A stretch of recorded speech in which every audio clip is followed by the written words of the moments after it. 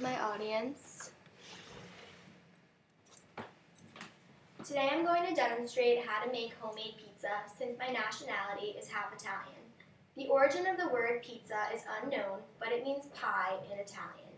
It is believed that pizza was invented by the Italians, but the history of pizza goes back to the ancient times in the Middle East. The Greeks, Egyptians, Armenians, Israelis, and Babylonians would cook flatbread pizza in mud ovens.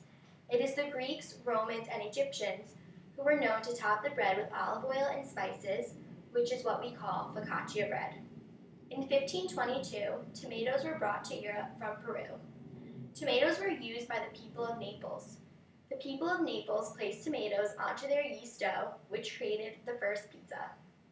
Since Naples is home of the pizza, and is also the city my dad's family comes from, I'm going to show you how my family makes homemade pizza.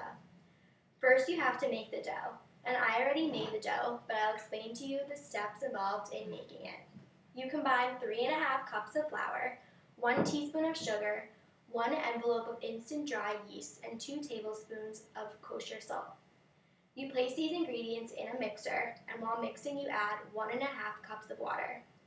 You must take the temperature of the water and make sure it is 110 degrees Fahrenheit. While adding the water, you also add 2 tablespoons of olive oil. You have to continue to mix and beat the dough until it forms a ball. If the dough is sticky, you can add extra flour, a tablespoon at a time until it becomes solid. If the dough is too dry, you can add extra water, 1 tablespoon at a time. Once you made the dough, you place it on a floured surface. My dad usually covers the counter with flour and then kneads the dough until it is a smooth and firm ball. You then grease a bowl with 2 teaspoons of olive oil, place the dough in the bowl, and cover it with plastic wrap. You leave the dough out for about an hour and it will double in size. After you leave the dough out sitting for about an hour, you punch down the dough into a pressed grease pan like this one. You then take tomato sauce and spread it all over the crust. Like the dough, I already made the sauce, but I'm going to explain to you my recipe. Empty 1 can of whole peeled tomatoes into a mixing bowl and crush it with a fork, leaving them slightly chunky.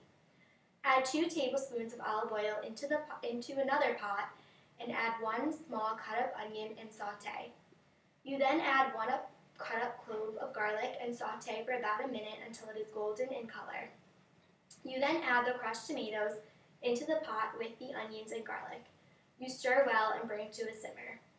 You season the sauce with salt and pepper, and to add taste, you can add 3 to 4 fresh basil leaves and 1 teaspoon of dried oregano. Continue to leave the sauce on a low flame for about 15 minutes. And that's the pizza sauce recipe that I used. After you spread the sauce onto the dough, you put shredded mozzarella cheese on top. You can top the cheese with any toppings you want, like mushrooms, pepperoni, or sausage. You then bake at 400 degrees for about 25 to 30 minutes or until the crust is lightly brown. There are several different ways to make pizza. If you are making pizza at home and don't want to bake it in a cookie sheet, you can use a pizza stone. A pizza stone is a food-grade stone that you heat up in your oven. Using a pizza stone turns your household oven into a pizza oven and gives your pizza an evenly cooked and crispy crust.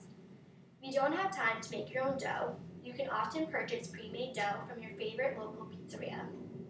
Making pizza can be a great family activity and a great way to spend an evening at home. It's a great quick meal, and we always have a great time making it.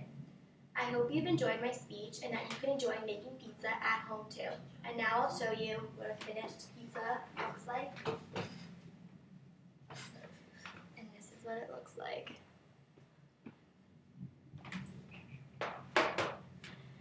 And this is my audience. Thank you.